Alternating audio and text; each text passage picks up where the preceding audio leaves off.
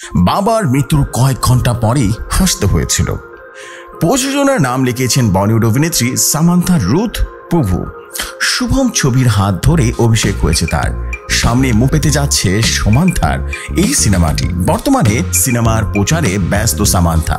সেই বিষয়ে প্রচারের সামান্থা জানালেন, তারকা হওয়ার কারণে তাকে বিভিন্ন কঠিন সময় হাসি মুখে চলতে হয়েছে। এমনকি বাবার মৃত্যুর কয়েক ঘন্টা পরেও নাকি তাকে হাসতে হয়েছিল।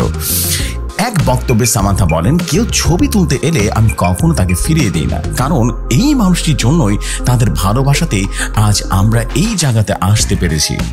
সামান্থা বলেন, আমার মনে আছে ডিসেম্বরের সকালে আমি আমার মায়ের কাছ থেকে একটা ফোন পাই। মা জানান যে তোমার বাবা আর নেই। আমি তখনই মুম্বাই থেকে চেন্নাইগামী প্রথম বিমানে বাড়ি ফিরি।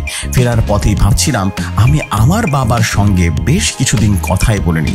এমন ভাবনায় আমি প্রচণ্ড শোকাহত ছিলাম।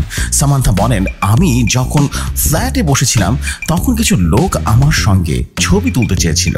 অগত্যা আমি তাদের জন্যই উঠে দাঁড়িয়ে হাসছিলাম এবং ছবি তুলছিলাম। যদিও বিষয়টি আমায় খুবই আঘাত করছিল। কেন ছবি তুলতে বাধা দিলেন না? জবাবে অভিনেত্রী বলেন, আমি যদি ছবি তুলতে অস্বীকার করতাম তাহলে ওরা আমাকে মানসিক অবস্থা বুঝতে পারতেন না, কারণ কারো কাছে ছবি তুলতে বলতে সাহস লাগে। আমি প্রত্যাখ্যান করে তাকে আঘাত করতে চাইনি। এমনই সব নিত্য নতুন নিউজ পেতে রেডিও শহরের সাথেই থাকুন।